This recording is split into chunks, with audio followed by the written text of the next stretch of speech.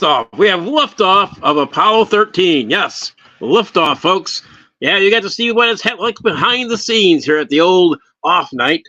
You got to see the countdown. Got to see the rocket fly off. It's the stuff we can all talk about and remember as young guys. You ever remember Apollo 13 taking off? Yeah, I remember those days.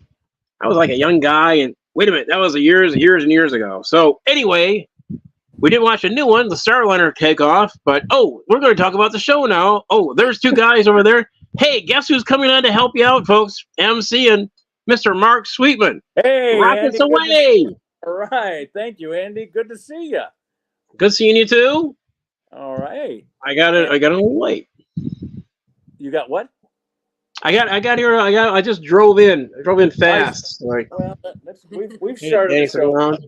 We've started the show without you before. It happens. Yeah, I've been working on my sidekick thing, so I've been watching a lot of Larry Sanders shows. So I'm good. Oh, yeah. Trying to go, hey now. Oh, yeah. You'll have it down. Hey now. No, the voice. I can't get the voice. That sounds right. All right. Well, see now. So it's like and then I just kind of go. So what's going on, Larry? Oh, all right, Larry. Good. All right. Over here, that says applesauce. No, it says applause, folks. There we go. Yeah. We don't have an applause scene, so there we go. Yeah, I've been watching that. Pretty good. It's a pretty good show. I watched it before, but rewatching it, it's kind of like getting into the mindset. Larry Sanders. Is that on HBO? It is on. It's on HBO. It's on Max now. Max is kind of taking over HBO and all that stuff. Yeah, I guess you could watch it on HBO. Yeah. How about the sidekick that goes ho ho ho ho ho ho ho ho? Oh yes, it's been good. It's been good. Watching Gary Shandling has been very very fun, educational, and as I talked to you about this before, they did a really good documentary with Gary Shandling called The Zen of Gary Shandling. So it's pretty good. 4-hour show. Talks about his history. Judd Apatow did that. Yeah, he supported a lot of different comics. He was actually a mentor to Judge Apatow. Yeah, pretty good. Yeah, a lot of interesting stuff about the guy. Humor is very good. So that's what we've been doing this week. I remember hearing his episode with Mark Maron, and he was like a Zen master. Yeah, it's pretty good. Well, I want to talk. All right. Well, I want to get talking about the things of the week. So let's get Susan's poem, and then we'll bring the other guys out here. So here is Susan, my bride, with her poem with the news stories of the week. Short and sweet. 4 hostages rescued while 274 Palestinians died, including dozens of children. A nation has cried. On the way to Yellowstone, Wyoming road landslide collapse.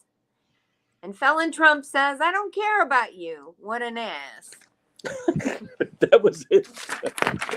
Yes. What an ass. Okay. I worked all day. Oh, all right. Yeah. Okay. All right. Let's bring the guys back out. For a living. All right. Now, from New York City, our walker, he's doing 10,000 steps. All right. Is that me? All right. He's doing 10,000 steps a day. Here he is, Sam Greenfield, everybody. Hey, how's it going? Yes, indeed. And I'm talking about you and me. And hoping that you'll come back to me. That's right. Let's get Andy back up here. Let me see if I can get Andy. Hello. Hi, Sam. How you doing? I'm fine. Thank you for asking. Oh, good. You got that sort of goatee thing going. Pretty good. I do. I look like a timid biker. You look a lot more athletic for some reason with that. I don't know why. Well, those 10,000 steps, I every 500 steps, I pretend it's Alito's face and I stomp. Very good for your calves. Got it. So you're like I see, an interesting action performer. There we go. Exactly. That's right.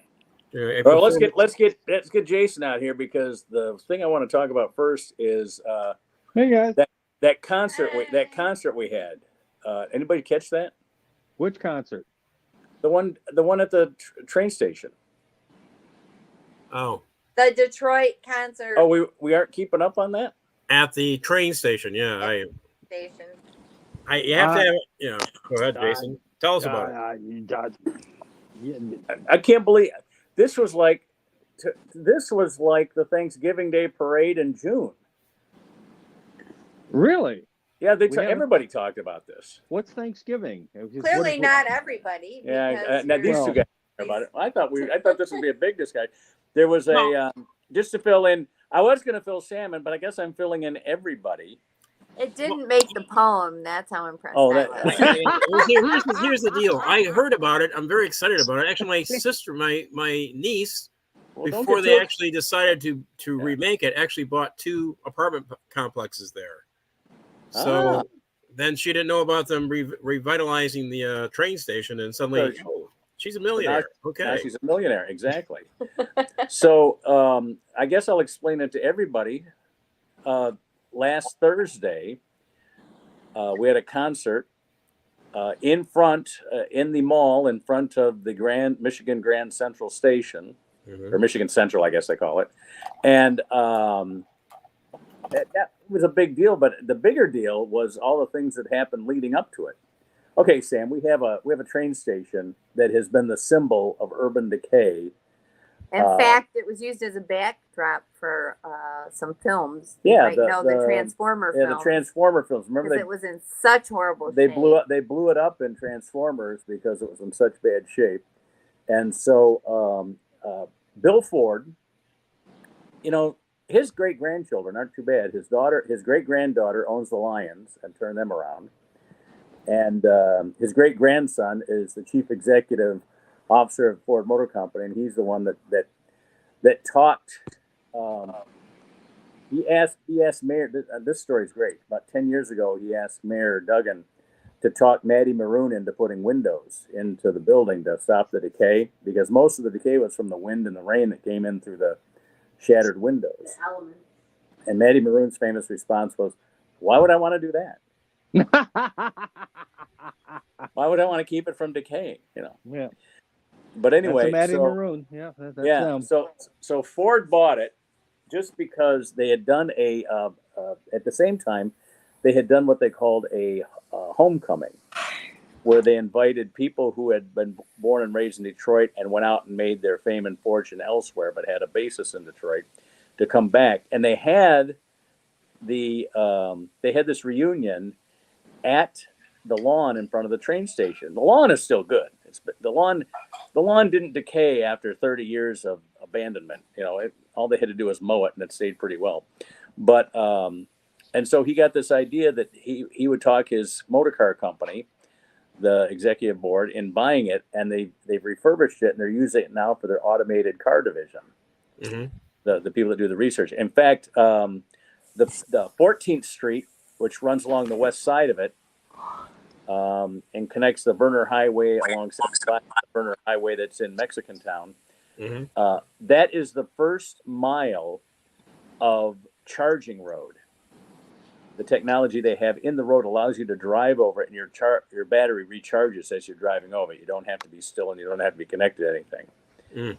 So that's the technology they're developing there. But anyway, to celebrate the opening, they're having 6 straight weeks, 6,000 people with pre-reservations are going through a tour of the thing. And Thursday night to kick off, they had a concert with Diana Ross, Eminem, Big Sean, Jack White, Common, Fantasia Barrino. Was it Sarah McLachlan? Yeah, Sarah McLachlan. It was All like the dogs were Charles. crying. She made It was those like- dogs cry. I tell you, Yeah, it was a huge, yeah. Actually, she did a Seeger song, which I thought was kind of cool. Yeah. I think she did Night Moves. No, not Night Well, Moves. Bob's not doing it anymore, so why not? Yeah, what happened? What happened to Bob? He took his money from the advertising and retired. Oh, okay. Yeah, he's like, we're done. Yeah, after 10 years of being paid for the use of Like a Rock, it's like, yeah, I'm good. Yeah. Bought Anyway, a house in Jimmy Hoffa's old neighborhood, and there you are. Eminem was just going to produce it, but it was hard to believe that once he saw the crowd there, that he wasn't going to go out there. And since he's a rapper, he's going to do half the stuff off the cuff anyway. So Well, he got up there and wowed him. Anyway, it was a big deal. A little bit of trivia. They're going to maybe make a hotel for the top 3 floors. Oh, they're going to do that? They're possibly going to do a hotel in the top 3 floors. I heard that they talked to the head of that project for Ford, and he said there's also a possibility they may run trains through there again too. Oh, that'd be great. And I think it's very likely because Amtrak, in their last budget, put money aside towards studying a route between Chicago and Toronto, and going to go through Buffalo. So if it's going to go through Detroit, they're going to have to use those tracks. You know, there's still the Canadian National Railway still has that tunnel that goes. They own that tunnel, Canadian National Railway, and they just gave 2 American freight lines access to it too. You have to have permission, and you get permission by paying the Canadian National Railway to use their tunnel. But you have to adhere and sow a sign of allegiance to Gordon Lightfoot. You say that like it's Canadian a bad Railroad Trilogy. Yeah, you say it like it's a bad thing. thing. I mean, Gord's not with us anymore. So, I know that, but his spirit's still there. You gotta. The ghost is there. Yeah, You think he gave it up? No, it's still like there. Sort of like a ghost maybe in a wishing well, if you would. Yeah. Exactly. Oh, there you go. You gotta pay the ghost. There we go. Yeah, well, that's what royalties are for, and 3 ex-wives certainly want their cut too. He may have a lot of kids on the road somewhere, Well, and of course Kathy Evelyn Smith, the young lady who was the inspiration for the song Sundown, and the lady who administered the lethal speedball to John Belushi, is now presently ensconced in an unmarked grave somewhere near the Love Canal. She didn't make it. She died like in 2001 or 2021, excuse me. But, I heard that when she administered that drug that killed Belushi, she got a dozen roses and thank yous for every female who ever appeared on Saturday Night Live. Well, if they'd had a GoFundMe for her lawyer, I'm sure they would have back then. They would have chipped in. By the way, maybe the dumbest thing I've ever heard from anybody about anything to do with Saturday Night Live was from Belushi's widow. Oh yes, Jacqueline. Bob Woodward wrote a book, Wired. Yes. Mm-hmm. Yeah. And it was roundly criticized by all the people on Saturday Night Live because they were in denial and idiotic that, oh no, Belushi didn't. No, he didn't die from a drug overdose. Stop. Just stop. Oh, please. Right. And so this is what Judy Belushi, I think she got married again, but this is what she said. Woodward never mentioned how drugs could be fun. Well, I mean, whose phone is that? It's not mine. That's mine. Sorry, guys. Somebody's baby monitor is going on. Goddamn Andy. Oh, damn kids! God. I'll be back in a second. I have to put the bottle in. Okay. The part of the release agreement is I'm not allowed to have a baby monitor anymore, so I had to give those up. I believe your definition of a baby monitor is a little bit different than Fisher Price's. So. Oh well, no, actually it's exactly the same. It's how I use it that they objected to. But never mind that. Let's look. It didn't hold up in court, so let's just move on. Okay. Different subject. Listen. If any of you guys are looking for a gig, the Lakers are still looking for a coach. At this point in time, I'd do it. Do you remember, Sam? You guys all must have heard this. Someone would say, like during the time of Ali or whatever, when they was just beating the hell out of whatever tomato they put in the ring, and you'd say, "I'd do it for $1 million." It's like you have no idea what it takes to even sniff his jockstrap, let alone get in the ring with that man and survive. What, fight Ali or just get in a prize fight? Well, just get in a fight with Ali, even at that point. No. They haven't printed the money. No.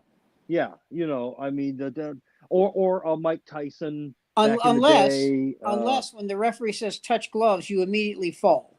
Well, okay, we could do that. Yeah, I know. I coached basketball long enough to know that if I were to coach in the NBA, I would need to be an assistant for at least 3 years to just kind of to get the flow of the thing. Do you know how much money Hurley turned down? How much? Probably tens of 6 millions. years, 70 million. Wow. Wow. Yeah. Yeah, And I'll that's tell it. you why I think he turned it down. Because no team that has LeBron James can be coached. Oh yeah, the ego on that is just going to be. He You know. got Blatt fired. Was that his name? Blatt? Yeah. Fired, and he got Darvin Ham fired. No, you can't do it. Isn't he already the guy under consideration? Wasn't he already a head coach at one of the top college programs? If my understanding. Yeah, Hurley. They're 2-time champions. They Well, just you're won this year. You're doing that job with the proper incentives and whatnot. He's going to be making 5, 6, 7 million a year. How much? Oh, he'll make more than that. And Yeah, let me tell you something. How much more is it worth to you? You're making If you're a coach, really successful. I don't mean kind of. If you're a great coach in college basketball coach, Yeah. there is no greater gig. You have not bought a meal since the day you signed your contract. Right. You have not paid for a suit since the day you signed your contract. That house you live in, compliments of Joe's real estate firm. Yeah. Oh no, I mean, I'm serious. It's just the greatest gig you can have. Greater than a football coach. Yeah, Chuck Daly, the former coach of the Detroit Pistons. Talk about a guy who had an ensemble. Never wore the same thing twice. You know the joke about him? I love this joke. Do you remember Mike Fratello? Yeah. Okay, so they said that. So Fratello was they interviewed Fratello, and they said, and he was a much bigger clothes horse than Chuck Daly was a much bigger clothes horse than Fratello. Yes. And so somebody said, Fratello said that he's a much better dresser than you. He has 15 suits. And Chuck Daly says, I have that many blues.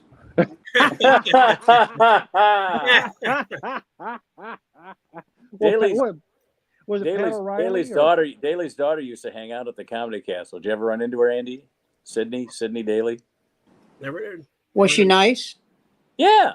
Well, she was a comedy fan. How could you beat that? There you go. Does she hang out over the castle all the time? Yeah. Okay. Well, also, not to get too off the subject, but over the weekend, those of us who work for the car company, and I can't say their name, it rhymes with Rivian. So, at any rate, yes. Also, guys, Friday night, Saturday morning, I saw, and it was actually almost terrifying, a genuine, real live UFO out there over the track. This thing came floating in. And it was like straight out of the X-Files. Big old wedge-shaped, triangle-shaped black thing with a strand of red lights on the trailing edge. Okay. Big, like freaking big. I'm out there on one of the test tracks, and it's one of the tracks that I'm not allowed to stop on. And frankly, I didn't want to stop because I didn't want to be noticed. And I go up, I look at it. It's in my field of vision for about 30 seconds. I go around a hairpin, lose track of it, come back around the other hairpin, and the damn thing is gone. Completely silent. But deadly. Well, I tell you this, like I said. Thank you. Have you ever heard that? Thank you, fan. Have you ever heard of those people who will shine lights up at it and try? It's like, no, Yeah. I'm not going to try and make. No, I'm not. No, This could be completely terrestrial. It could be something like some big dirigible that we're testing. I mean, I'm not saying this is otherworldly, but I don't want to get close enough to even find out. Let's just let this thing float away of its own accord, and that way we don't have to have all the other because if you just stop wearing those flannel shirts, stop looking like a redneck. And you won't get probed. That's what I'm saying. Well, no, Sam, you claim to be a traditional Republican, but you come up with these stories and you're MAGA. I'm sorry. Well, I wasn't. Listen, wearing my MAGA hat. I this is something I used to do in my act when I first started. I took a course in college on mentalism. You know what that is? Oh yeah. Mm-hmm. Okay. So it's people who can, by talking to you and getting to know you, can learn and guess certain things about you. Right. Okay. So I want to do this let me do it with Andy. Okay, let me do it with Andy. Andy, I'm going to try to guess. Don't give me the answer, yes or no. Do not give me the answer till I'm done doing what I have to do. No matter how much he begs. Right. No matter how much? Okay. Let me out of this goddamn place, you son of a bitch. I was From Young joking. Frankenstein. Turn that goddamn. What were Should I you keep Anyway. my glasses on or should I take them off? No, leave them on. Okay, so I'm going to try to guess, and please just try to be serious about this. Okay, this is not easy. Okay. I'm going to try to guess your social security number. Okay, Wow. give me a minute. Okay, I've done this one time out of 180. One time out of 180. So I'm not saying I'm going to get it, but let me just try. Okay, Okay. just give me a second. Just give me a second. If you get this, I want your lottery picks. All right, just give me a second. Do me a favor. Don't do it over the air. No. You won't. No, it's fine. Don't worry about it. Okay. Okay. Don't worry about it. All right. Andy, is your social security number 465-928308? Yes or no? No. Ladies and gentlemen, thank you very much. Oh, there we go. Get to say no. There You are a mentalist. Very good, sir. Very good. Thank you. Very good. There you go. Thank you very much. Like the old. You have no idea the booing from that bit. Legendary. No, because Legendary I boo. heard a guy in the audience go, "What the fuck?" and his wife said, the funniest part of the bit was their argument. Oh yeah, Because he's going, "What the fuck?" And his wife looks at him and goes, "Eddie, did you really think he was going to get it? He's a comedian. Jesus Christ, it's a joke. God damn." that's funny. And the whole audience was transfixed on them. On them, yeah. Yeah, because, well, I just thought, what did you think, Eddie? Tell me what you thought. Did you think he knew it? Did you think he knew those 10 numbers? God damn. And Eddie goes, "Oh, let me tell you something, smart ass. It's 9 numbers." There you go. And she goes, well, what? And I'm going, this is the greatest night of entertainment I've ever seen in my life. Really. When the crowd can do the work for you. And by the way, they had a thing on TV. I was talking about this with Mark earlier. They had a thing on the Today Show. Who is the greatest TV dad? And they couldn't say the one who is, because it was Cosby. Bill It Cosby. was Cosby. Yeah. But here's the part that amazed me. I never thought about this. Ed O'Neill has played a father for 22 years. Oh, yeah. Married with children and Modern Family. Our family, yeah.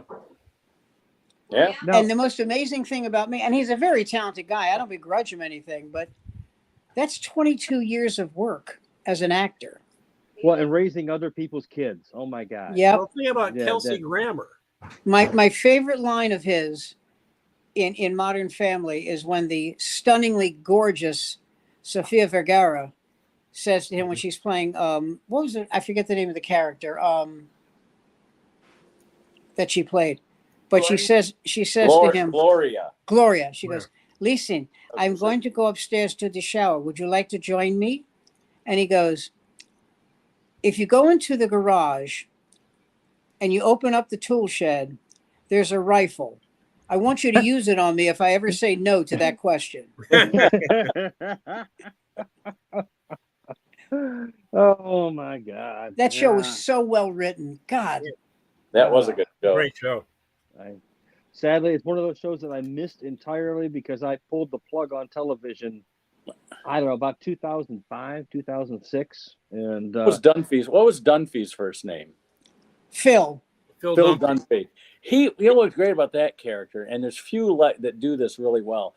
He was really thought a lot of himself, but everything he said just defied that. You know what I mean? He was like, he would say these goofy things, but he would say it with such, like he had authority. Or what's that? He was. Yeah, it was great. I love his book, a buffoon, philosophy. Yeah, that was just a great character. And the interplay between Alex and the two daughters in Phil Dunphy's family Yes. Alex and Haley. Yeah. So great. I Yeah. love that Alex So, Haley, you know, the daughters.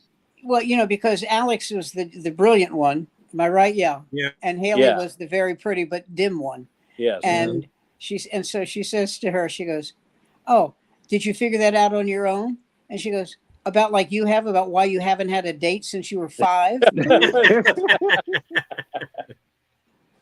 Oh, Wow. well, Good show. I The spent the kid who weekend- played their son, Mhm. I can't remember his real name, but Luke. Yeah. Yeah. He's a brilliant guy. I mean, Oh. like Mensa brilliant. Oh, yeah. How about that?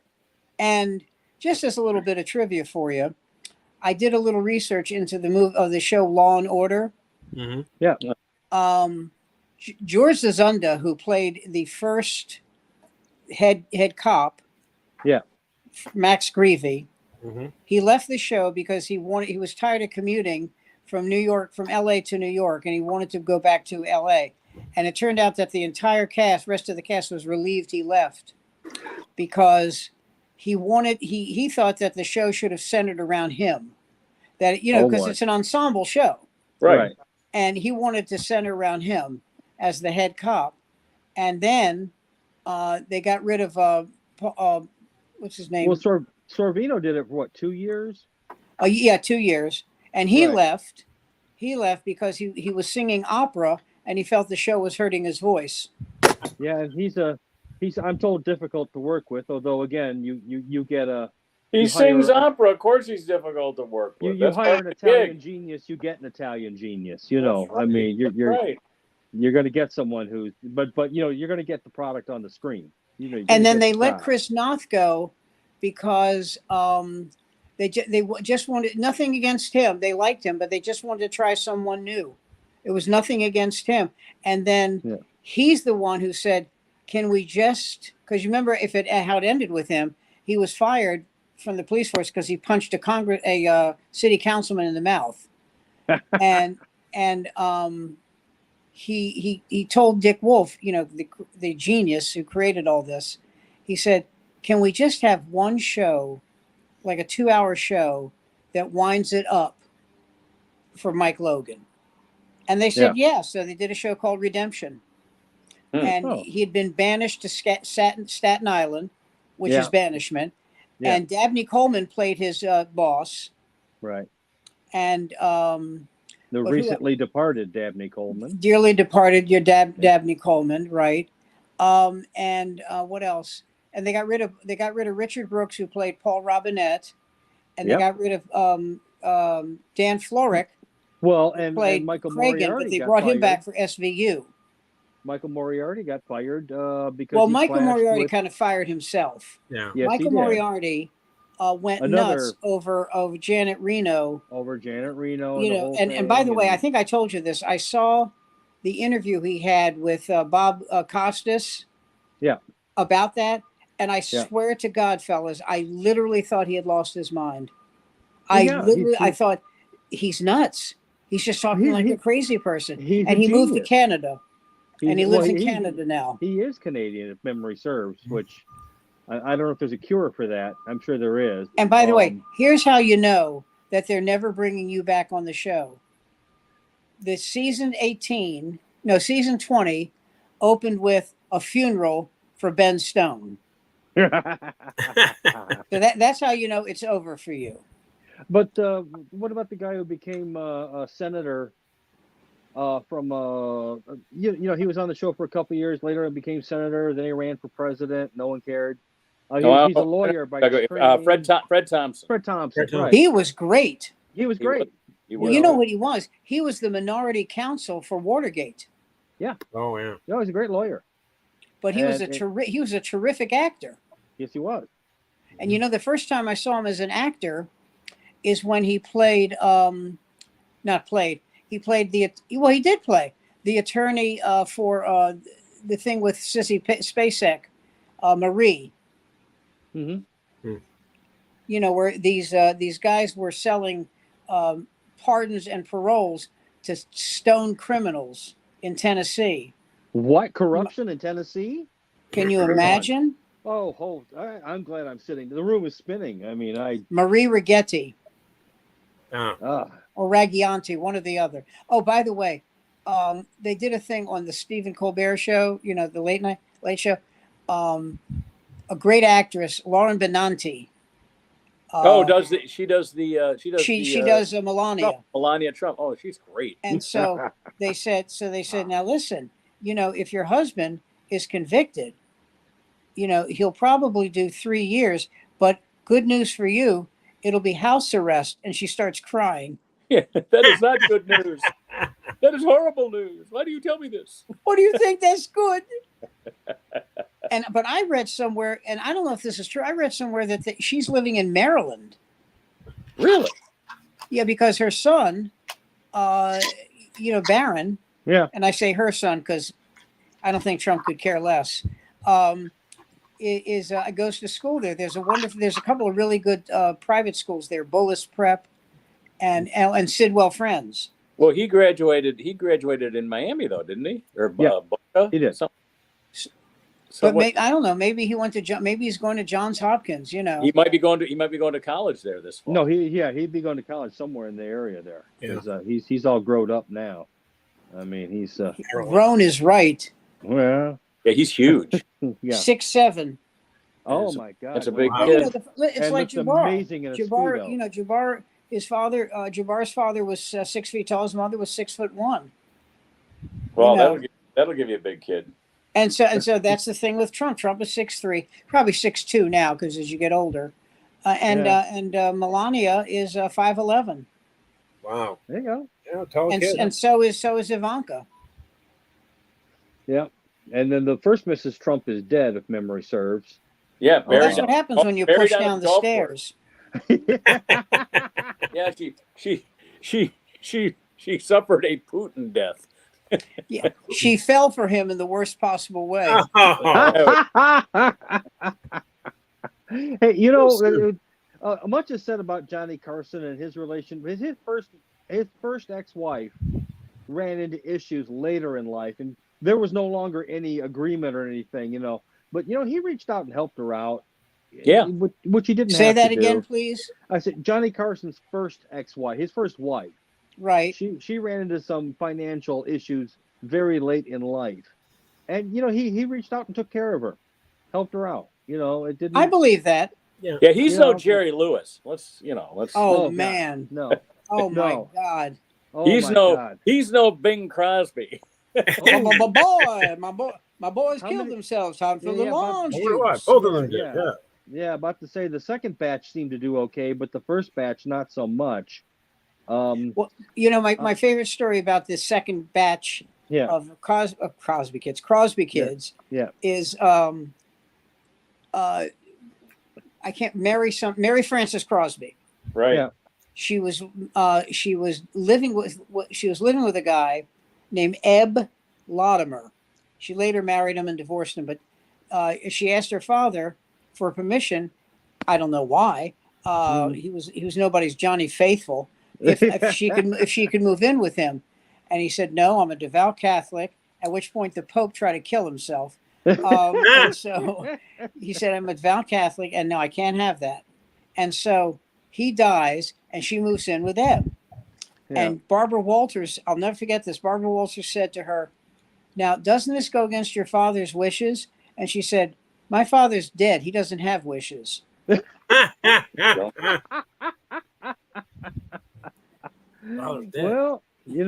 that's the way it goes sometimes. And she shot JR. That's right. Someone had you're right. She is the one that shot JR. Yeah. I forgot about that. Only us ancient people would know who JR is. Good old Larry Hagman, who for those of you who are too young to remember, open a fucking book. That's before my time. So's the Bible, bitch. Listen. It is amazing. Thankfully, I don't have to do much of it anymore, but the number of kids who didn't know what taxis were. They knew what Uber was. They're like, I don't know what you guys did before Uber. It's like we had big steam-powered cell phones, and then we'd have these steam-powered apps, and they don't know what a Walkman is. No, they don't. Oh wow. They would die of starvation. Does it matter? I mean, did we know? Did we know how to start a fire with 2 sticks? I guess we I did. did. Yes, Yeah. I did. Yeah, I we actually did. Okay, did. okay. Bad example. Okay, bad example. It's not because I was You don't in the know Boy what this Scouts, is. but I was a firebug. What is so. that? Is that a tape recorder? Yeah, Yeah. cassette tape recorder. Oh, a cassette tape. Is it an recorder. answering machine? How No, about it's a that? cassette tape recorder. Remember putting that thing next to your stereo so you could record when they played full albums on the radio station? So you Yes. didn't have- Right. Oh man. Oh, a good time. Yeah, when the Times. Good DJ obviously needed to get high, so he'd put on Inagata Davida, and it'd be I'll be back in 15 minutes. And guys, I You saw remember you remember the group Ace of Base? Yeah. I love this story. They did the song. They were one hit wonder. I Saw the Sign. Yeah. Right. They asked the guy who's the lead of the group, how did you get the name Ace of Base? Well, the place we record that is called the Base, and we are the best band there, so we are the Ace of Base. Wow, that must have taken you hours to figure out. Holy shit! Talk about your head scratcher. Oh my God! I know I put it up on the chat there, but I saw 3 Days of the Condor. The print is on YouTube, and it's really. I mean, I haven't seen the movie in a while. Who directed that? Uh-huh. Sidney Pollack. What a great director! And what a great movie, and the set direction in that movie. I mean, the apartment Faye Dunaway has is the apartment. You know, if you ever want to push up fabled New York apartment that no longer exists, this is it. You know, I mean, I don't know. You live there. It was a basement apartment. Yes, but I mean, it was beautiful. It was tasteful, and it had Robert Redford in it. I mean, it had Faye Dunaway. What more could a guy ask? Nothing. You know, Nothing more. the least realistic apartment, New York apartment, was any apartment on Friends. Yeah. Yeah. No one at that age has an apartment that big. Yeah. Anne Marie had one. Yeah. Well. Yeah. Remember that girl? But Anne Marie's father had money. Yeah. What did he own? Like It was also the 60s, guys. It was the Don 60s. Porter.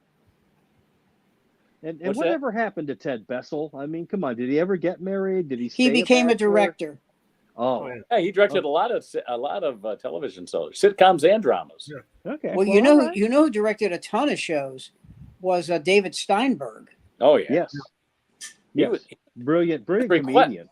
He was requested by a lot of people. Well, here's what happened. Burt Reynolds was making a movie called Paternity. Yes. And out of absolutely nowhere, he said to the people with the money people, I want David Steinberg to direct this. And they go, well, I don't know if he's ever directed anything. I just think he'd be really good. And from there, he went to Seinfeld, Golden Girls, Mad About You. Yeah. Just, every what was the other one? There was another sitcom he directed. I can't remember it now. But I'm Googling it right now, so if you want to give me a second here, we'll have them all up here. That and Golden Girls, Seinfeld, Mad About You, Weeds, Curb Your Enthusiasm. Oh, there you go. Wow. Nice. Yeah, it's just amazing what some of these people get up to. What's Dick Martin? Rowan and Martin. Martin was another turned one. into a director. Yeah. Who would because he always Dick played Carson. Johnny Carson's brother was a director. Yep. Dick Carson. That. Yep. And, He directed The Tonight Show. Really? Wow, I did not know that.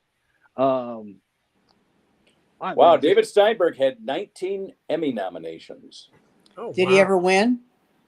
He won 4 How many movies did he direct? movies. Let me find it. To my knowledge, just Paternity. Is that the only one? Well, after that, he didn't have time. Yeah. Well, again, if you're doing episodic television, you're going to be a busy man. You're going to be in demand, big time. I told you that great. I know I told you guys that great story about B. Arthur.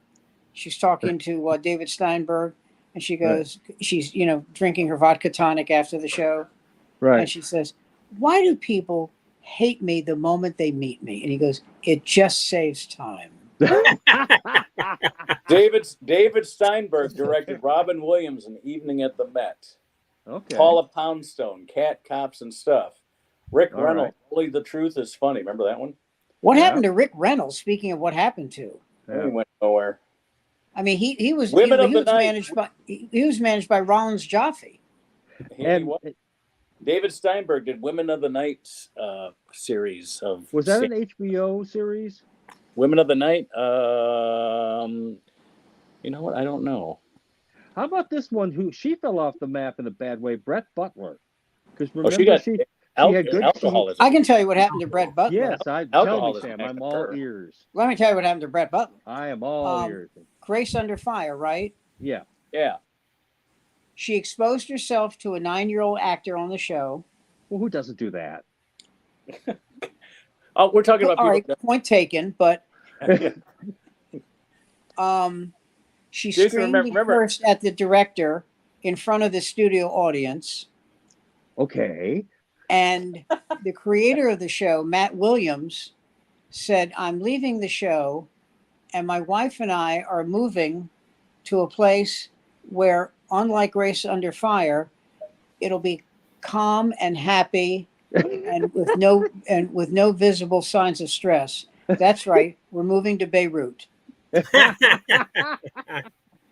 you're saying she was a problem? She meaned herself out of the business. Yeah, because I mean I haven't heard anything. I remember when the whole sort of thing exploded. That I mean all the things you were talking about all kind of came out. Well, And you then know she what was, she was in? She was in Walking Dead. Oh, wow. Really? I didn't. Do you remember? As a zombie? I didn't That watch was her. That Walking was Dead. her career. That was her career.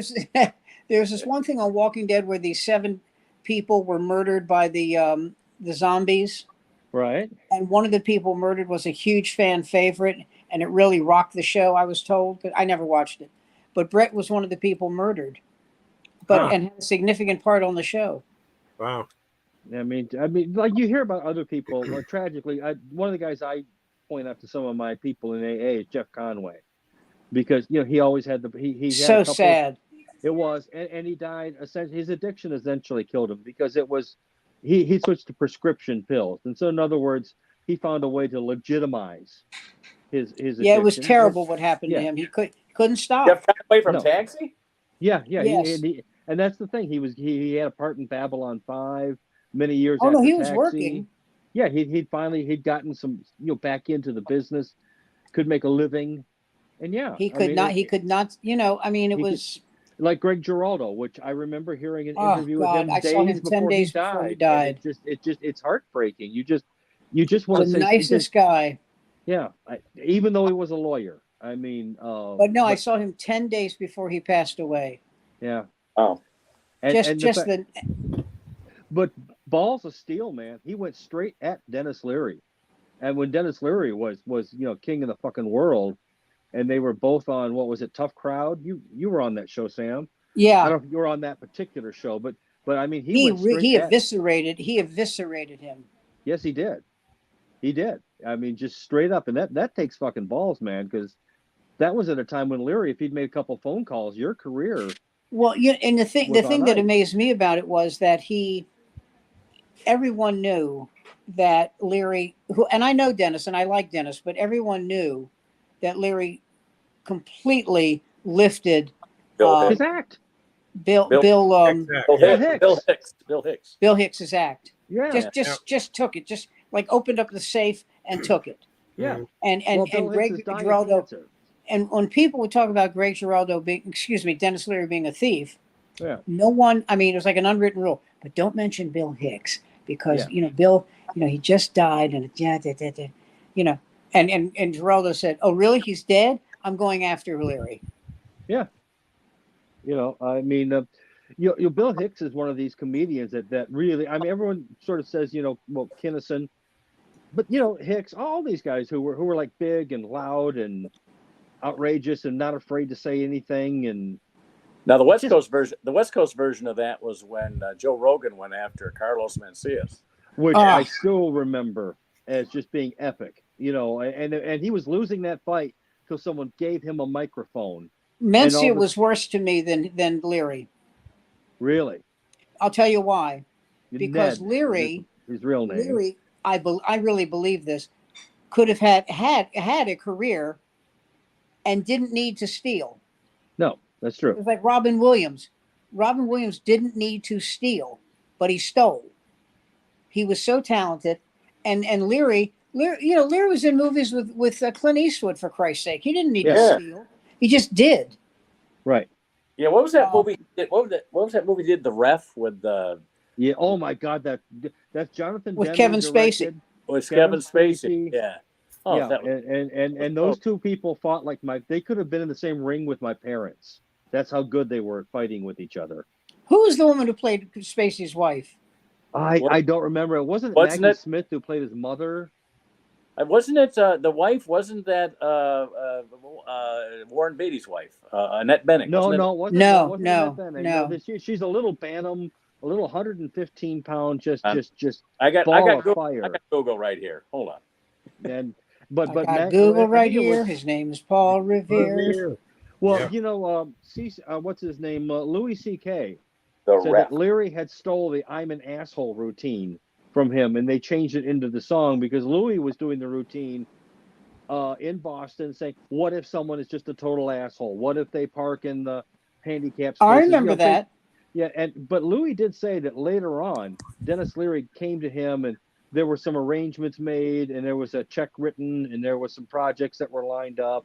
So Louis said, no.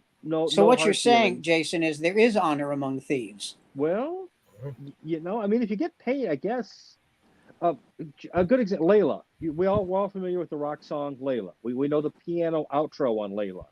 The real writer of that, it's credited to Jim Gordon. It's actually Rita Coolidge, who was Jim Gordon's girlfriend for many years, and she actually wrote those chords and wrote that song, played it for Eric Clapton, sent him a tape, and then they used it because the song Layla wasn't quite finished. They put that on there and it was finished.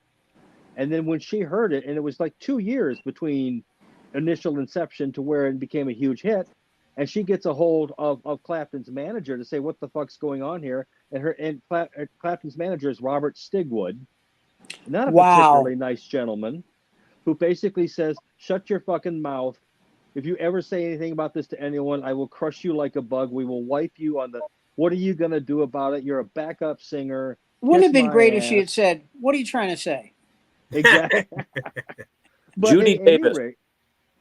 Judy Davis. Yeah, okay, yeah. But Judy Davis was the one. Who played a young Golda Meir. Yeah, did she? God, I love Golda Meir. I remember when was Ingrid Bergman played her in a TV.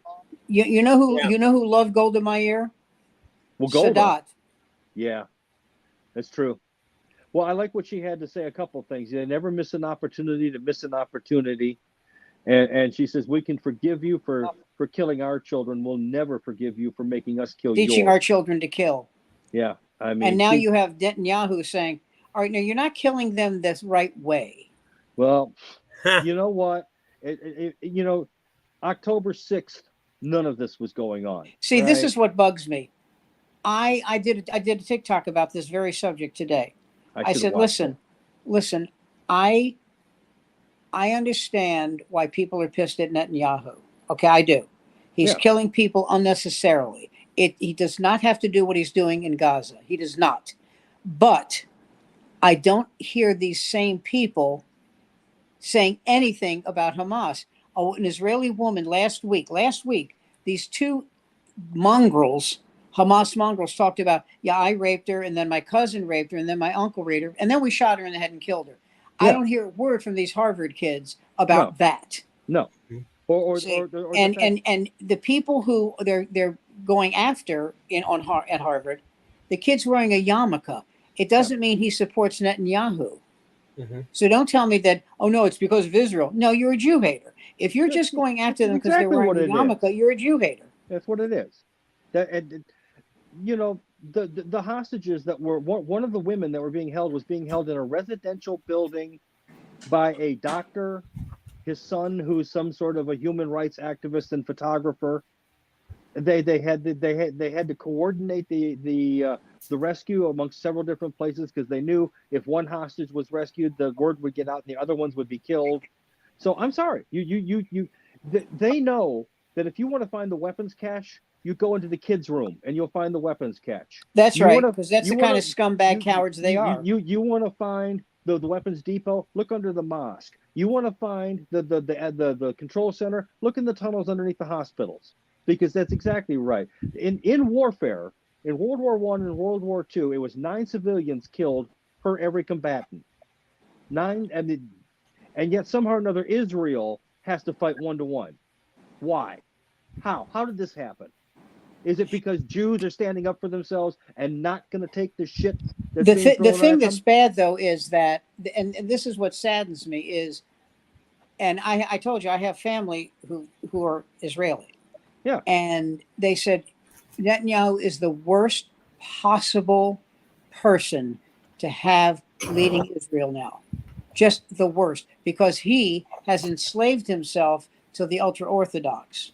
Yeah. More than any Republican has endeared himself to the evangelicals here. It's But not Benny- even close, but because the Benny Gantz- evangelicals here, the husbands actually work. Right. But They Benny actually, Gantz and has left some the of them war served cabinet. in the military. Say Benny Gantz left the war cabinet, and there's going to have to be some readjustments made, and that's just the way it's going to have to be. I understand Netanyahu is not the nicest guy in the whole wide world, and he's something of a crook. You're in the fucking Middle East. What are you expecting? They don't, nice people don't last too terribly long out there. But No, it's not a matter of nice. It's a matter of he's a crook. he's going about this just completely the wrong way. Well, Just because, and I'll tell you why I say that. He knows where the Hamas people are. yeah, he does. He knows how to. He could pinpoint the Israeli military, which is one of the greatest military units of all time. They know how to pinpoint and murder Hamas, and they're not doing it. Remember, it was Netanyahu who told Qatar, yeah, you can finance Hamas. It's okay. He did that. There's going to have to be an accounting why on October 6th there was a 6-7 hour delay between the time these people are pouring over the borders, butchering people en masse, and any kind of an organized response. There has to be an accounting for that. We just can't do it right. You can't do it right this minute. It's gonna, but there needs to be some that's the kind of investigation. thing I'm talking about. His brother was a brilliant military man who was murdered in the Entebbe raid. And Entebbe, right? Right, Daniel Netanyahu. Yes. But Bibi, Bibi is like, I'm trying to think of somebody, is like Eric Douglas is to Michael Douglas. Yeah, there you go. Sometimes the wrong one. You gotta wonder. Although let us all be grateful if I can step afield here. We got baby Bush. We didn't get Jeb Bush for 8 years. So Jeb Bush ruined it for me when at the end of that speech he went, applaud, please applaud. Please Wow, applaud. that's so sad. Oh my God, oh. You don't say nails into your palm, going, oh God, did you really? Every one of us knows you don't say applaud, please. You say you make fun of the fact that you didn't get the laugh, or you didn't. You remember Lenny Schultz? Yeah. Lenny Schultz, for those of you who don't know, was crazy, a criminally insane comedian. Yes. He was a prop comic. Now, I'm kidding about the criminally insane, but he was nuts. Okay. He was called crazy for Crazy Lenny. Yeah. Yeah. So he's doing a gig. I was doing this gig with him in the Catskills, and I'm talking to the stage manager, and because it was a theater they had in the Catskills when they had shows. And I said to him, how you doing? He says, what would make me happy? If an ambulance pulled up and took Lenny to the hospital because he had a fatal heart attack. I said, Jesus, why? He said, you've never worked with Lenny, have you? I said, no. He said, watch. So Lenny does a joke. This is so cringeworthy. He does a joke and he puts his hand to his ear and he goes, I'm sorry, I couldn't tell if you were laughing. Let me hear that again. No one was laughing. No. And it's like, oh God, Lenny, please don't do that. It's so sad. And at the end of one period, it's Edmonton 1, Florida, Panthers nothing. Yeah. They just score. We have a guy who does a lot of stand-up around us, Tom Walma. He's one of Mark's proteges, and the guy's really funny. but he's not afraid of digging himself so deep, and with just stuff that's like, oh my God. And then for some reason or another, it's so cringy, it catches on, and it becomes funnier and then funnier. He's very, I can't quite put a finger on it. But I'll tell you, he gets himself into a hole, but he pulls himself out of it. That's why he's so brilliant. Yeah, yeah, he does and it. it's the thing is, amazing. yeah, he's not afraid to do anything. No, anything. Two, he does a Stephen Wright type of one-liner type thing. Yes. Where the next joke is a whole new story, a whole new setup, a whole new topic. Everything is different. So if he, you know what I mean? If he pulls out of that if he kept going cringy, yeah, that'd be one thing. But because he alternates, everybody goes, oh well, we can wait through this one joke. Let's hear what he has to say next. Way back, I did a whole series of rape jokes. Yeah, let's see. He was doing rape humor, and Mark. So he had a rape chunk, huh? Okay. He would say, "Listen, you can't do." He goes, "Well, I've seen other comedians." No, you don't understand. That's Dave Chappelle. Dave Chappelle can do that kind of. Oh God, maybe the most brilliant contemporary comic in the United States. Yeah, I really think that. Oh yeah, well, Dave Chappelle is amazing. Did I mean Chappelle? I'm sorry. I take that back. I take that back completely. Or Chris I meant Rock? Attell. Oh, Dave Attell. Dave Chappelle was brilliant. Dave Attell is another one who's just. Chappelle punches down too much. Yeah. When you're at the very top, where else are you gonna punch? What, God? He could make fun of politicians. He could make fun of movie stars. He makes fun of transgenders, the most picked on, murdered segment of the population. Well, I tell you what, if they weren't trying it out there, slinging cock and telling dudes that no, you got some real coups down there. You're just grabbing onto an accident. I'm sorry, you're asking for trouble, and you will find it. But the people he's punching down at are just people who change their sex. They're not talking. They're not protesting anything. They changed who they are, and they're not like, oh, I'm a transgender and you don't like. They're just people trying to change their lives. I've dealt with a lot of those folks. I'm in a community, as it were, and having dealt with a lot of again with it's one thing when you dealt with this when it was 20 years ago, when it was genuinely a rare condition. Now it has become this weird social contagion, like cutting or something, and people have glommed onto it, and our American medical industry is more than happy to push it along. But the people who are doing it, as a rule, are not asking for publicity. They're not asking to have the light shine on them. They're doing it because this is what they think they are. Chappelle knows this. I used to go to, my favorite AA group was a gay AA group, and you know why it was my favorite was not just because I dig the loins of men more than most, which I do, but because they always whipped up a nice buffet after the meeting. Oh my God, it was fabulous, Sam. You had to be there. I mean, the coffee bar alone was worth it. I mean, just for that. I mean, 2 different kinds of tea, decaf, regular calf, cream, the whole thing. I can't believe we haven't talked about the game last night. Well, we got a minute. We got 1 minute left. It was a nice opening play. Kyrie Irving is costing them this series. Oh dear. Which game are we talking about? We'll leave it at that. Anyway. Oh. So it is time to say good night, though. We did start a little bit late. That's why we're going a little bit late. Oh no, we're right on time. How about that? Well, I'm happy to report. Even though there have been cutbacks, I managed to keep my job.